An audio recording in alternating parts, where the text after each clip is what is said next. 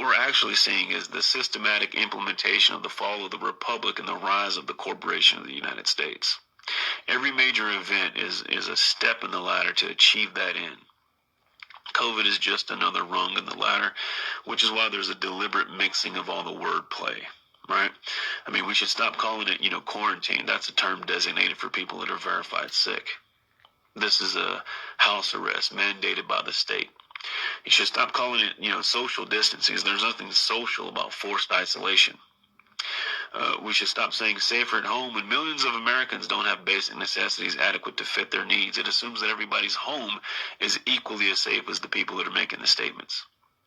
We should stop saying, this is for the greater good, right? When you close the economy, killing millions of businesses that families have worked generations to establish, that's anything but good. We should stop saying this is the new normal. That's just blatant mind control drivel. There's nothing normal about forced isolation, treating your neighbor like they have the plague, breathing your own bodily waste, wearing masks, living in constant fear of contamination. That's normal. I mean, after all, if the virus is so deadly, why hasn't it wiped out the homeless who don't social distance, wash themselves regularly, let alone, live in or have access to a sterile environment? Last year, 1.5 million people died of tuberculosis. Why were you not wearing a mask during the tuberculosis pandemic? You were endangering, public health and safety along with billions of other people around the globe. So why didn't you wear a mask? I'll tell you why. Because the mainstream media didn't tell you to wear a mask. Right? And so because though 1.5 million people died from tuberculosis, there was no tuberculosis pandemic any more than there's a coronavirus pandemic. What you're really participating in is a beta test for AI systems and facial recognition. See, these cameras work best when people are, distance apart. Now they're actually testing through machine learning how to recognize, a face that's partially covered. It's also a way to easily determine who's compliant and who's not. Who does the propaganda work on and who it doesn't?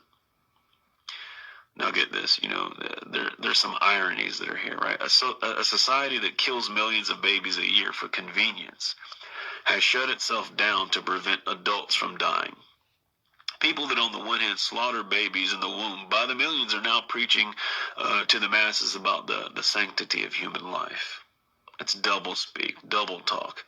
It's the two doctrine policy. One for the initiated, one for the uninitiated. One for the inner circle, another for the masses.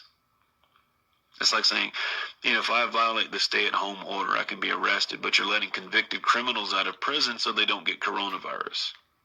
Thesis, antithesis, synthesis.